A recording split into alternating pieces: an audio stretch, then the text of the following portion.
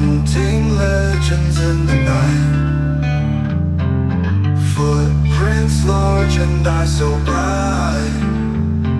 We're coming through with all our might. Dogman's house. Here we go again, folks, with another episode of the Dogman Files.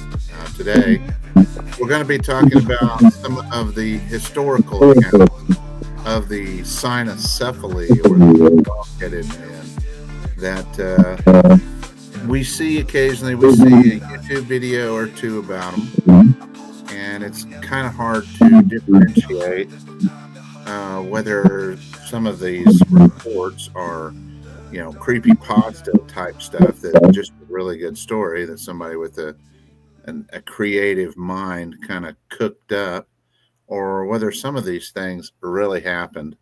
So today's just going to be kind of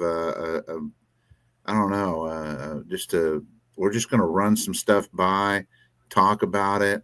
I sent out two videos, and particularly, for the guys to make sure that they knew. And in those videos, they basically discussed how it was commonplace for some of these people from, even as early back as like the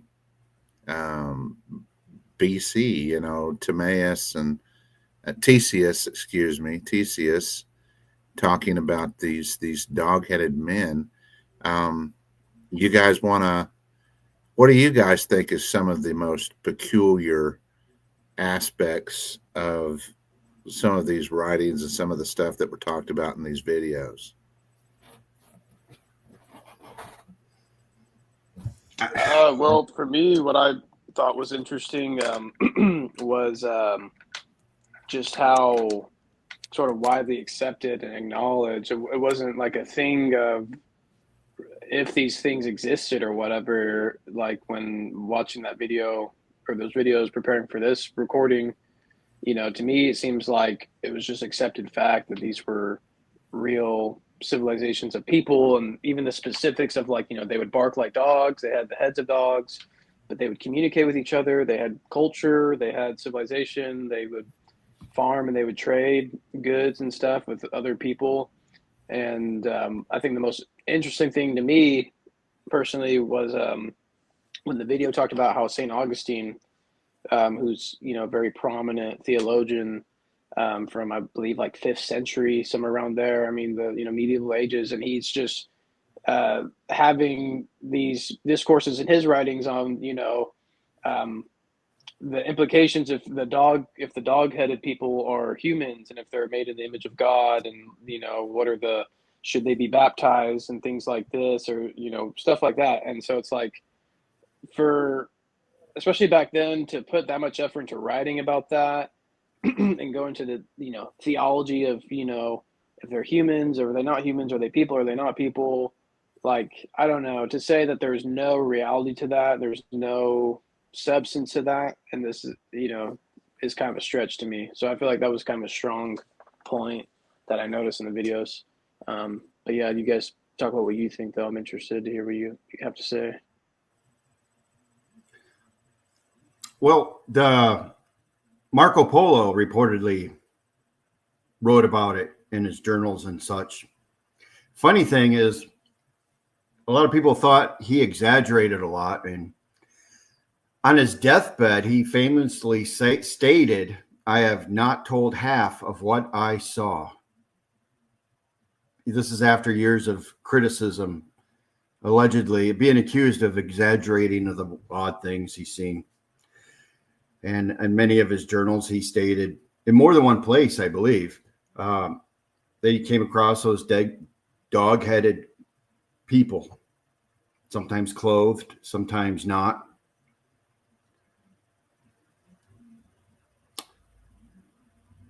Really can't go on anything else. I don't know. Can you guys hear me? Yeah. Okay. Yeah, I could hear you. I was on. Go ahead, Scotty. Yeah, it's kind of almost of an interpretation of things, really. I mean, you know, time and time again over the past 100 years, they just did articles just to get readers' attention. A lot of it wasn't even fact. Doesn't mean that this wasn't facts, but it's a really interesting subject, and they're saying that they were on the islands, and as far as doing trades and languages, and just living like normal human beings, I guess. But they just had the dogman faces, and could that have actually just been just like Indians did? They would wear like buffalo heads or skins and things like that. Could that have been what it was? It's just an opinion. So, Yeah, that's pretty good. I mean, there was were known for that. holding like a rabbit, but he had like his dogman head on, and was he using that to go like hunting? Was that what they were doing? I mean, is that just a form of disguise for them? Were they actually, dogman? Is that what they were? I don't know. But Well, Scotty brings up a good point. I think we probably need to address this right out of the chute. What is the chances that that maybe these were people that were wearing ornamental headdresses of some sort? We know that especially I know some of the Nordic people would wear headdresses that had wolves on them and bears and other probably ferocious animals, especially the berserker clans and stuff like that. And I would say that the chances of all these people being misidentified with that kind of stuff, I don't know. I struggle with that. I mean, it's pretty hard. Maybe at a distance. Maybe if you saw a bunch of people wearing wolf headdresses or something from, I don't know, 300 or 400 yards away, you might be able to draw that opinion. But I know if I saw something like that, I would probably think that it's a lot more likely that it's humans wearing headdresses than it was a dog-headed men. I mean, but that's just me, and I'm a modern person, so But there is a chance, though, and there were reports of cat-headed people and other animal-type people, but they were not nearly as what's the word I'm looking for, prevalent as the Cynocephali were, and people claimed to traded with them and spoke with them, and I don't know if they were communicating with them using hand talk, sign language or what, but to me it just seems like they wouldn't be arguing or making a case for saving their souls and trying to get them to convert to Christianity if they were just it wouldn't be such a question if they were just people wearing headdresses. The answer would be pretty obvious, so I don't know, that's just my humble opinion. I mean, you guys are, I'm not going to deny that people wear headdresses out there, but I have a hard time thinking that it was that big of a, I don't know, a mix-up. Anybody else? Well, yeah, multiple people over the years describing very similar things. Never once saying headdresses. Yeah. True. I agree. Yeah, I mean, I agree as well. I mean, based on the video we watched preparing for this and doing some research and stuff, I mean, it seemed like it was pretty clear that, like I said, they traded with people, they traded with other civilizations and groups and whatnot. And I believe it was said in the video that they would they would understand human like language. Like if you spoke to them in whatever language that they were local to, with the people groups near there that would trade with them, they would understand, but they would communicate to each other with barks.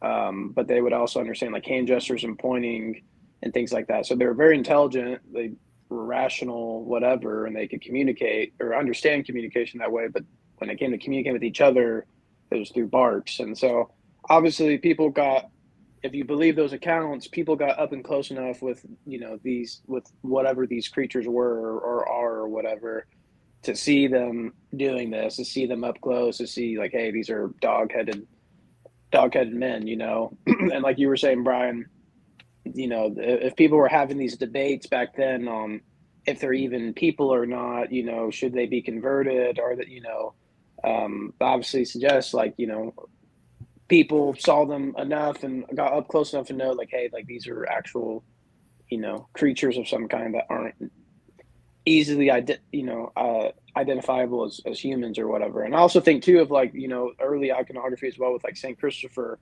You see that in a lot of early iconography with the dog-headed man as well. And stories, lots of stories in the history of Christianity of dog-headed men being baptized and becoming human after that and being like normal or whatever. And I've heard stories like that and accounts of that. So anyway, take that for what you will. Anybody else before we move on? I went through and on some of these videos, and I went through and I kind of cheated. I used Chat GPT to ask Chat GPT if they were real people, and if they were really writing letters back and forth about the Cynocephali. And according to Chat GPT, it was all legitimate. It isn't some creepy pasta thing that they just made up a couple of years ago to sell YouTube videos. I even found a different one where there was a monk, a Carolingian monk named Radimus of Corby, and he was writing letters back and forth with a guy who later became hold on a second. I'm getting a phone call when you know it. He was getting where was I? He was conversing back and forth with a guy named Charles the Bald.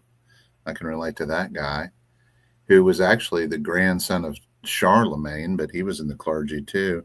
And they were writing back and forth about the Cynocephaly and whether or not they could receive the grace of our Lord Jesus Christ, and basically whether or not they should extend that to them. These were arguably very deep conversations that these men were having, and I don't think that they would go through all the trouble. I mean, we're not talking about text messages here, where people are just shooting people an email back and forth, hoo, ha, ha, stuff like that. I mean, these people writing a letter took a considerable amount of time with a quill, pen, and ink. And, of course, they would, write it all out, seal it up. Then they'd have to pay a messenger to deliver these things back and forth. I mean, you're talking about a considerable amount of effort and to get these letters back and forth between each other. So apparently they considered this to be, a very important conversation at the time.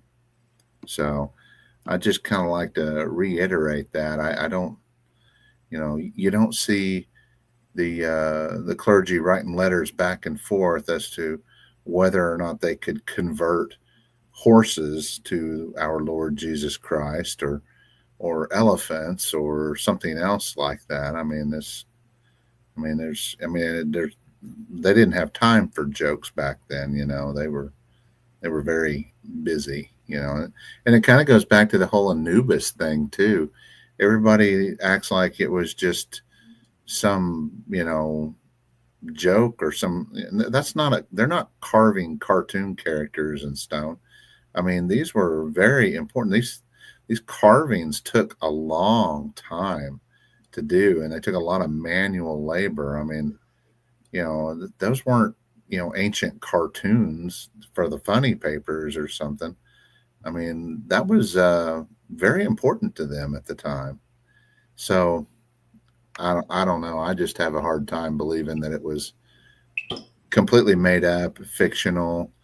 It was, something to, boost people's ego. I mean, the fact that Marco Polo did what he did at a time when he did it, I don't think he had to beef up his story with tall tales and stuff. I mean, that was quite an accomplishment that he did, and I don't think he needed to elaborate to make his point. Now I'm sure there was some good times, partying with the natives and dancing with the local girls, but what he did took a long time, and it was a very big deal. So I don't see any need to elaborate.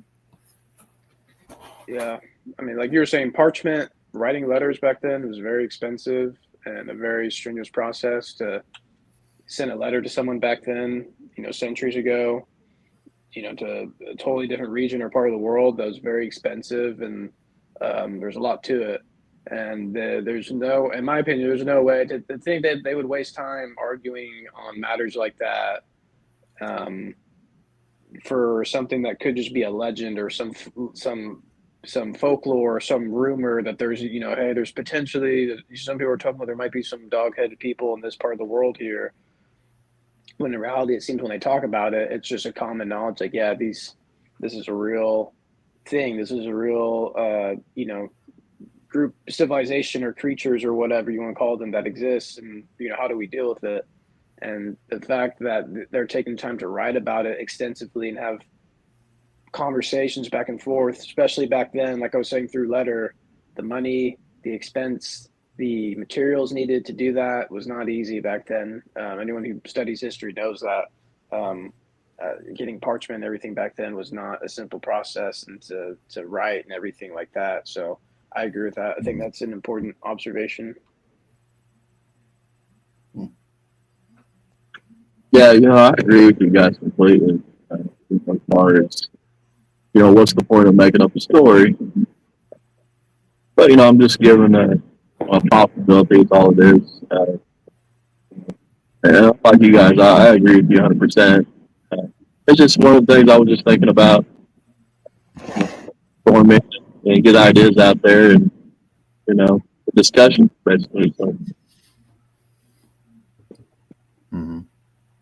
Well, there is also the possibility that, they were, seeing as how they were men of exploration, and, maybe they did not want people to, follow in their footsteps or go to some of the places that they went because, there was a race for resources, stuff like that. And maybe they're, drawing dog-headed men on early maps and other creatures. Maybe they were, trying to dissuade people from, going to places like that. But if that was the case, then why did they draw the map in the first place? And even a better question, why were they writing about this stuff in their own personal journals? I don't think that Marco Polo, people like Marco Polo, they didn't really realize how big of a historical person that they were going to end up being. And so why would they write about that in their own personal journals? I mean, it just kind of doesn't make a whole lot of sense why they would do that to lie to themselves. I mean, a lot of these journals just sat around for years and years and years, and it wasn't until after they died and maybe their grandkids found them that people started realizing the historical significance of some of these journals. So I don't know. I struggle with the fact that it was all made up, especially with, some of the reports that we're getting today coming from, and North America is not the only continent where they're seeing, these dogman creatures or these cynocephali. They're being seen all over the world too, just like the Sasquatch. So, it's something you've got to consider. And I don't know of too many places other than Antarctica where they're not really reported. But either here or there. Well, let's move on now. Theseus, one of a Greek philosopher. I'm hoping I'm saying that right. He lived a couple hundred years prior to the birth of Christ. He documented that there was a race of dog-headed people living in India, and he gave some of the specifics. And his writings might be some of the earliest writings, probably are, of the Cynocephali. And he claimed that they lived, a great race of them lived in the mountains in India.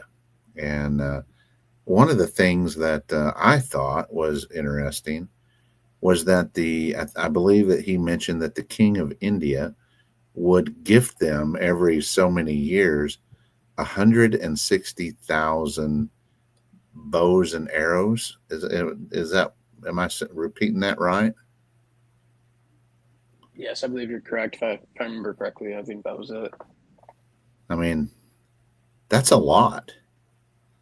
And I think that kind of goes to speak that about what their population estimates might have been, which brings up the question, what could have happened to drop those numbers down? Was it us? Was it Homo sapiens going to war with them? Was it disease or something like that? I don't know. You guys got any thoughts on that? Assuming there was large populations of them at one time, and we're probably talking, well, Marco Polo was 800 years ago. Yes, I believe, perhaps disease, mankind. There's a misunderstanding, a war, but I'm going to go with disease. Yep. Yeah, that's what I was going to say was, back then, diseases would just, one person get it and then it would just spread so fast like wildfire that, by the time they figured anything out, there was thousands upon thousands of them that were already killed. So, yeah, that diseases just knock out lots of population real quick. With world explorers like Marco Polo, when they visit these isolated communities and populations, they are introducing germs, their own diseases, to people with no immune system to them. Mm-hmm. I was talking a couple of years ago with an archaeologist at a historical site here in Oklahoma, and we were discussing the epidemic that hit the North American people after the arrival of the Spanish and Columbus and everything. And the only way that we have any idea about the populations of the people that inhabited North and South America at the time was the Incan Empire was actually doing censuses back then, and they were counting citizens. And the year before Columbus and them arrived, their census was 12 million citizens, but they didn't count children and they didn't count women.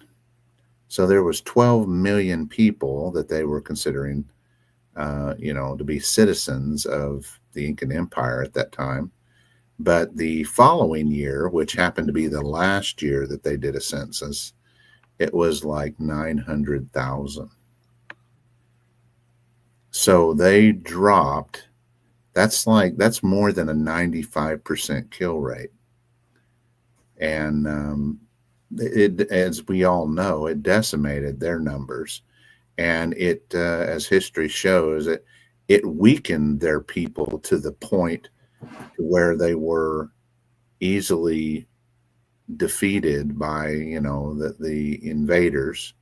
And to be honest with you, I mean, if it wasn't for the disease factor, things might have been a lot different. But he told me that they believe that probably one of the biggest reasons why they didn't have the immune system that the Europeans had was because the Europeans practiced animal husbandry, and because they lived in close proximity with all these different forms of domesticated animals, that the diseases had hit the Europeans many, many, many years ago, and that their immune systems had overcome that. So if the Cynocephali were not practicing certain levels of animal husbandry and domesticating certain types of animals, then it would make sense that possibly their immune system might not be as strong as some of the Homo sapiens that might have been around them. And they might have, when they did get hit with that kind of stuff, maybe it, they weren't the military power that they used to be, and maybe they retreated, into I don't know, seclusion, hiding, whatever, with their remnants of what was left over. I mean, at one point in time, they were all over the world for sure, encountering whole islands, multiple islands they were reported on. They were being reported up in the north, up in Scandinavia. They were reported in South America, according to some of Columbus's maps. I mean, they were everywhere, and it seems like whatever happened to them happened fast. And that's just my opinion, because we don't, to the best of my knowledge, there's no records of great wars that humans have had with the Cynocephali. And you know how we like to write of songs of our victories and stuff like that. So you would think that if that was the case, we would have more records of it or something. But that's just, I don't know, thoughts off the top of my head. Well, I think that would maybe explain sort of the lack of interaction that we see, with them staying away from us and staying hidden and elusive or whatever. It's like maybe there's a sort of like remembrance. Totally hypothetical, totally speculating here, but I'm sure if they're that intelligent of what the ancient writers were saying of them having civilization and culture and language and communication and trading with us and stuff like that, I'm sure there would be some type of passing down of an oral, I don't know, some type of history of remember what the humans did to us type of thing, and the disease and wiping us out almost completely maybe, and that could maybe explain why there's this elusiveness to them, where they try to, for the most part, it seems, kind of stay away from us and want nothing to do with us. It would explain a lot of their behaviorisms, why so many people see them, but they don't attack and kill us when they obviously have the power to do so. When you think about it, they actually do kind of treat us like we have some kind of disease. I think they always try to keep their distance, and usually they depart or watch from a distance or something like that. So that, their behavior does kind of align with that kind of a look but don't touch philosophy there on their part. I don't know. I guess it checks a couple of boxes anyway. I don't know. I hadn't really thought about that.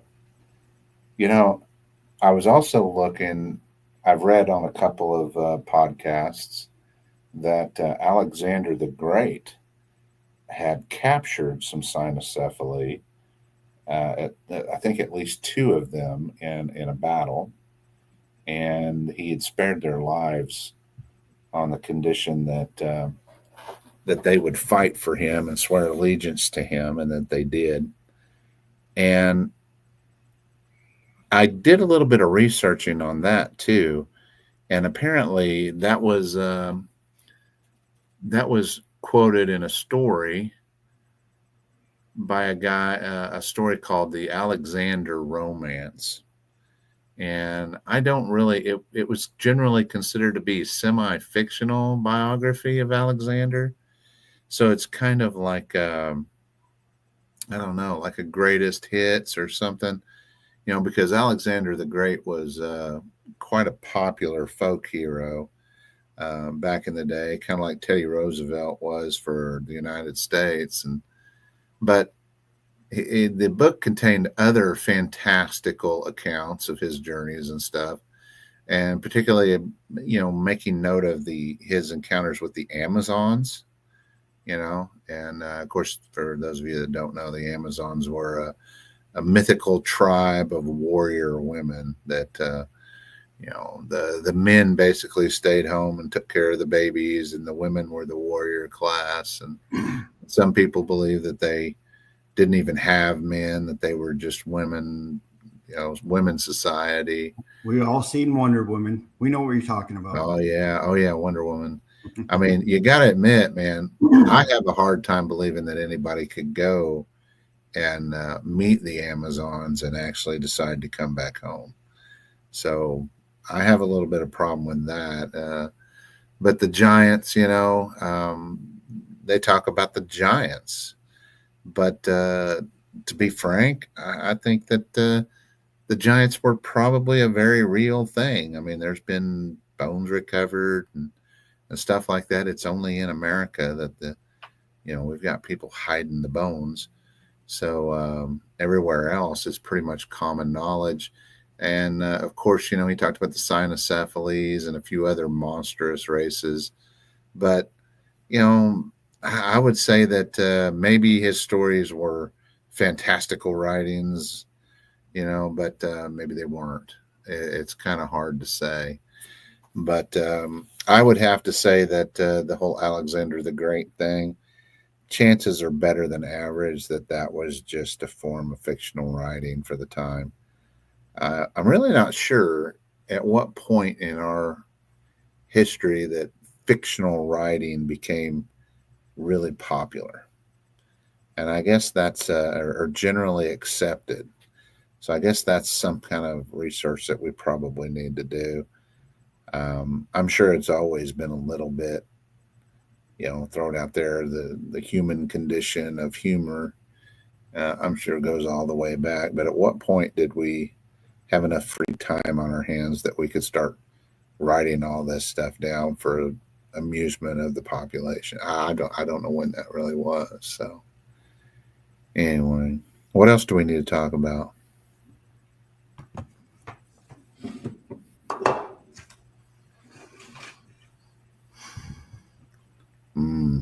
Oh, you know what we need to talk about? We need to talk about the saint. Saint Christopher. Saint Christopher. So, what do you guys get on the whole Saint Christopher thing?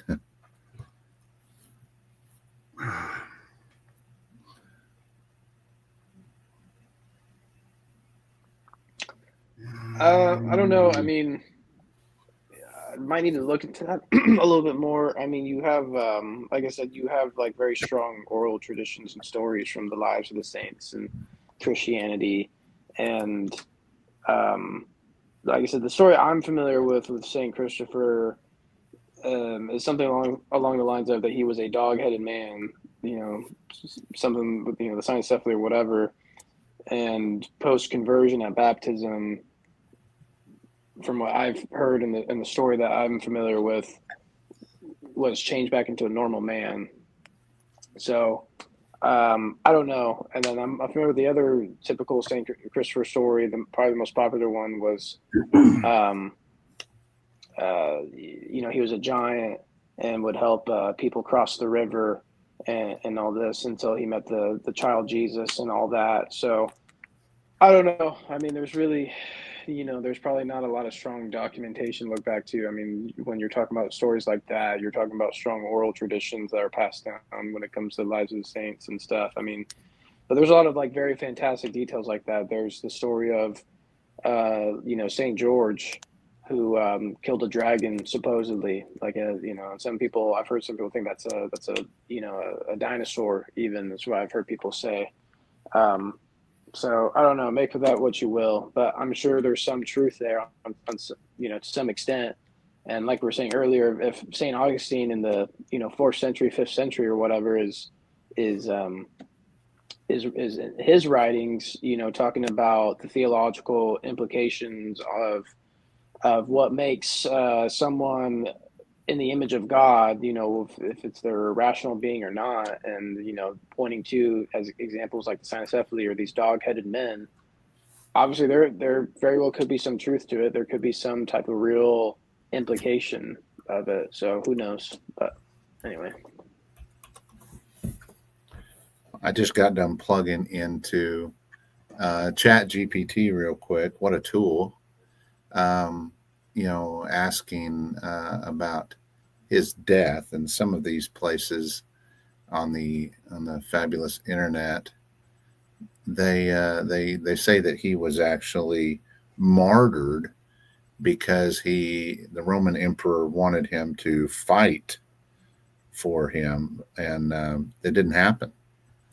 So I was kind of curious as to what it said about this. And so I got to look in here, and it said here the traditional account of St. Christopher's death is that he was beheaded. And during the time of the Roman Emperor Decius, which was 249 to 251 AD. And of course, some sources it mentions here says it was during Maximus II, during the 4th century. So, probably in modern day Turkey, which I don't know, but anyway, the thing that I find kind of interesting about that is that this whole thing takes place about 300 to 400 years prior to some of these letters that were written back and forth from some of these early monks. And so you would think that that they would be familiar with that at the time. I mean, seeing as how they were Catholic monks, and Saint Christopher is a martyred Catholic saint, you would think that they would be very familiar with the story, and it had just happened a few hundred years prior. Not really sure what to make of that. Maybe it had something to do with the fact that I don't know. Maybe it had something to do with the fact that communication wasn't all that good. Information wasn't readily available at the time. I don't know. I mean, I know that books were rare back then and extremely valuable. So people might not have been writing a lot of this stuff down. He was the monks that were in question that were writing about this were in modern day France. And the St. Christopher thing apparently happened in Turkey. So I guess I could go ahead and say that. I don't know. I mean, I struggle with it, but I don't know. I mean, it's a really great story. I think it's interesting that the earliest depictions of St. Christopher were that of him having a dog's head. I do not think that there are any other depictions of any saints where they have anything other than a human head. I just think that the whole thing is very weird. But I think that you would think that they would be well aware of St. Christopher and who he was. I mean, those were the monks' heroes back then. I mean, does that seem strange to you guys?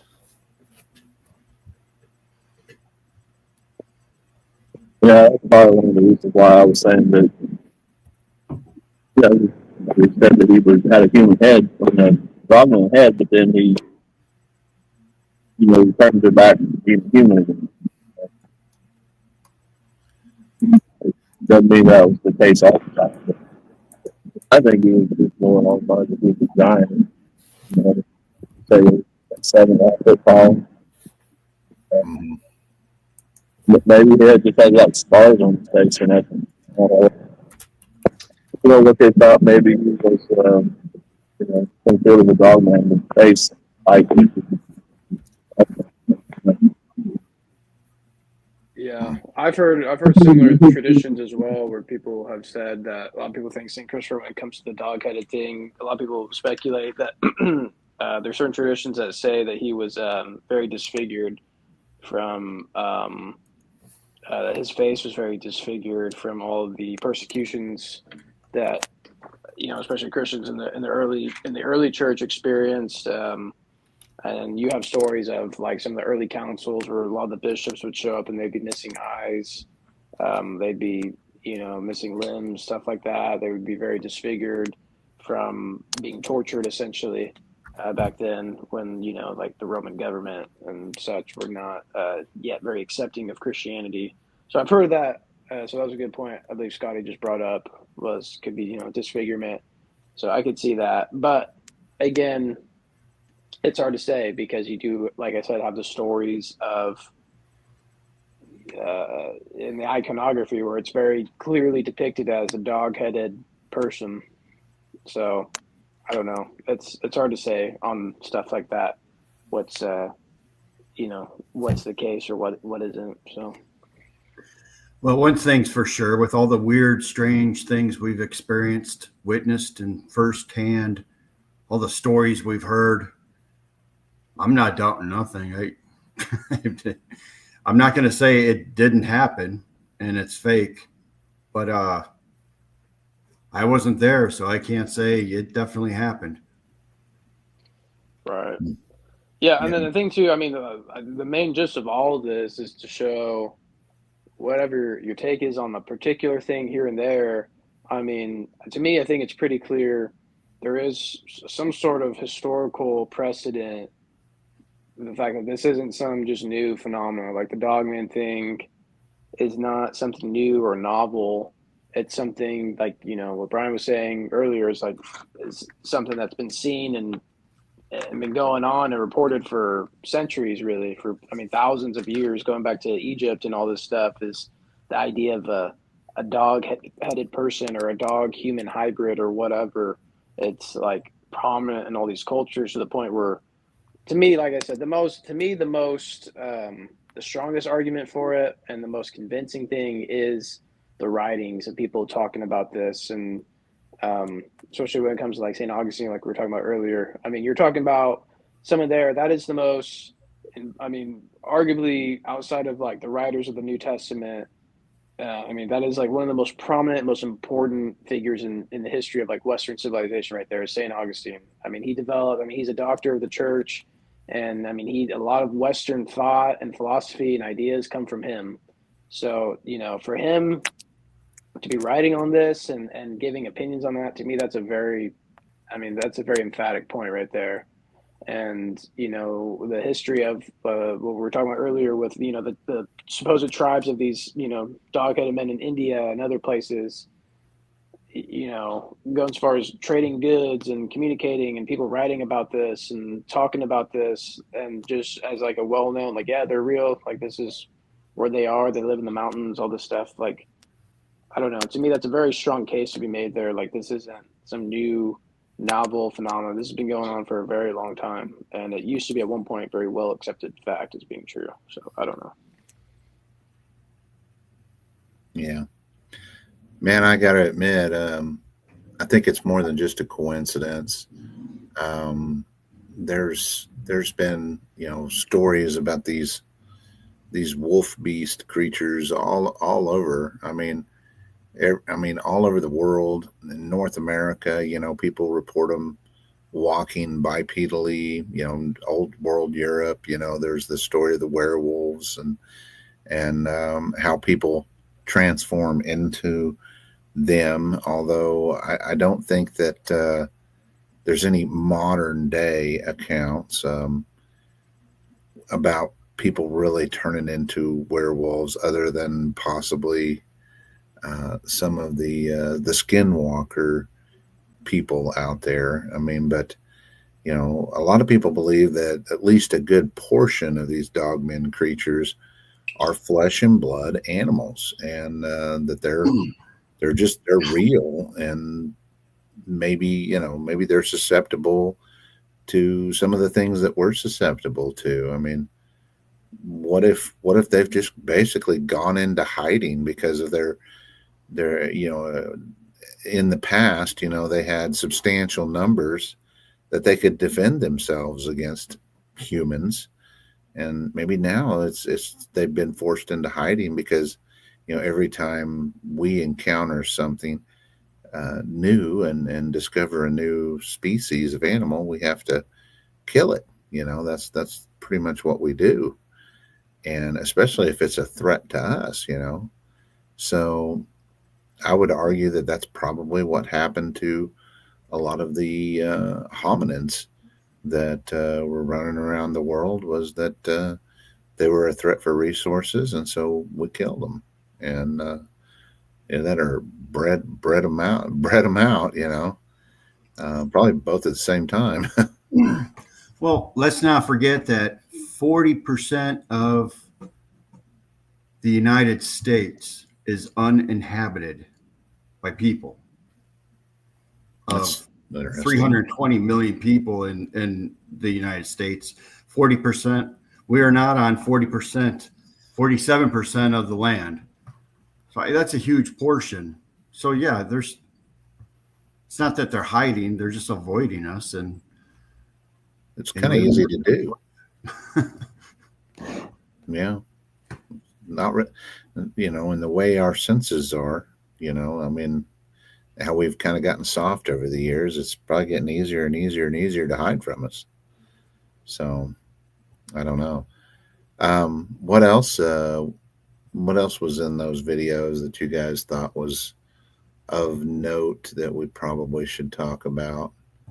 There was Marco Polo. There was Christopher Columbus was into cartography. He was drawing maps, and at least copying maps. Some people say he was copying earlier maps and depicting the Cynocephali down in modern day Venezuela. And I thought that was kind of interesting. Although sometimes when you look at some of the pictures of these early maps, it's kind of hard to tell if it's it's obviously not a human. It's got a muzzle, but I mean, for all I know, it could have been a llama-headed person or something. But I would say that a portion of this stuff is misinterpretation, but all of it, I don't know. I struggle. I just have a really hard time believing that it's all made up and it's all fictional, so I don't know. What other historical? Well, we haven't really talked about the whole Anubis thing. That's definitely hands down the earliest known depictions of dog-headed people. Some of those are 2500 BC. Some of the oldest ones, and of course he was worshipped. He was the god of the dead. Most often depicted with black skin. One thing I did find interesting, though, about the depictions of Anubis is that his head was black, but yet his body and his limbs were white or lighter colored. The skin of a human. Yeah. That raised some questions for me, although I don't think it really proves anything. I'm not really sure what to make of that. Anybody have any thoughts on that? You'd think that it would be a uniform black color all the way around. Well, same thing with Ra, with the bird head. Yeah. He's got normal skin. depicted the same way. The alligator head, the hippo head person, those bird head, the one with the stork head.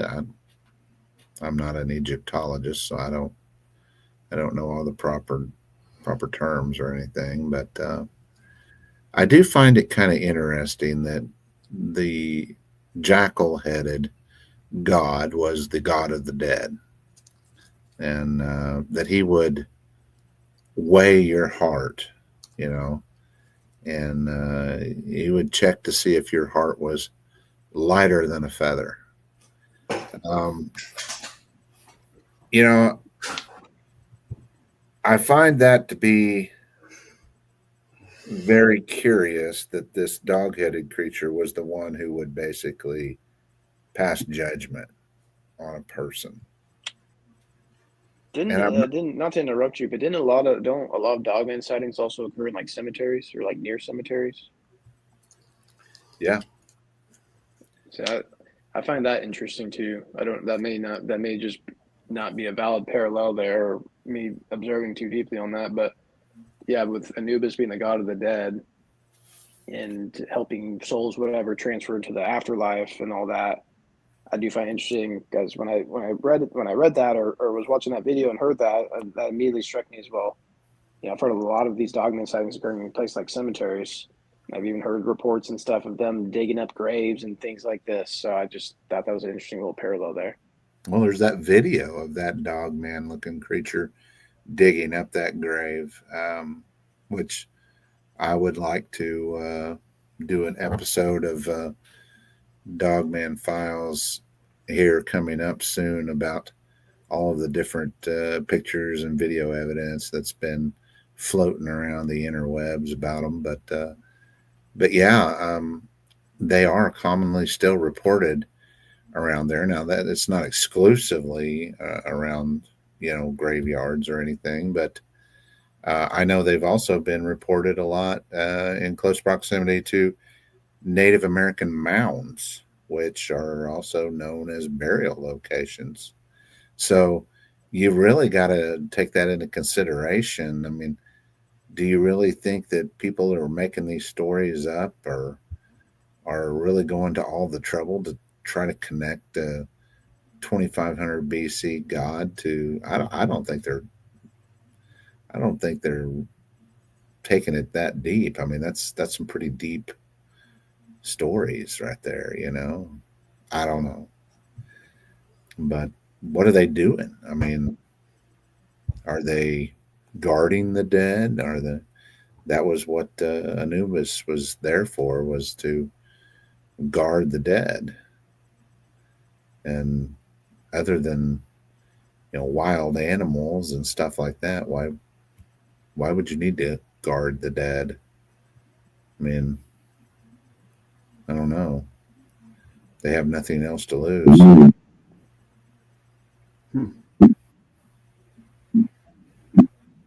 Something to think about.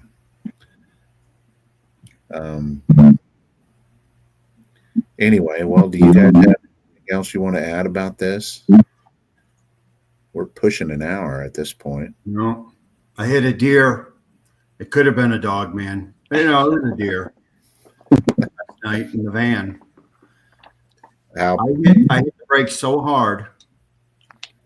To the point where I did connect. There's no damage to the van. I hit him. I felt it hit him, but I didn't hit him enough to rub any of the dirt off the bumper. Okay. You didn't hit it very hard. No, I did stop and look, and she was limping. I mean, she was sore, definitely sore.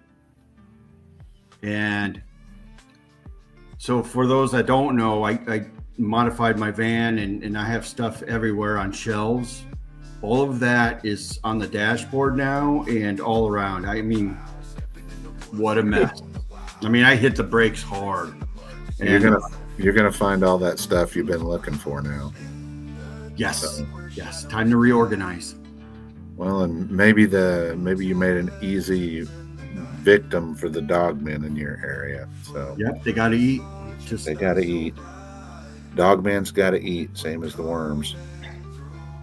So I'm not I trying to don't be a know. party pooper here, but I am about to die on my device here, and I don't have easy access to a charger at the moment. What? Yeah. So. Well, this is a great segue into getting out of here, wrapping this this episode up. I don't think there's a whole lot for us to, just we're not going to solve the Cynocephali in 1 hour. As a matter of fact, I think that's one of those things covered in mystery. So anyway, I guess we'll go ahead and we'll wrap this episode up, and I'll catch you guys on the next one. All right, peace. See you guys. Later, guys.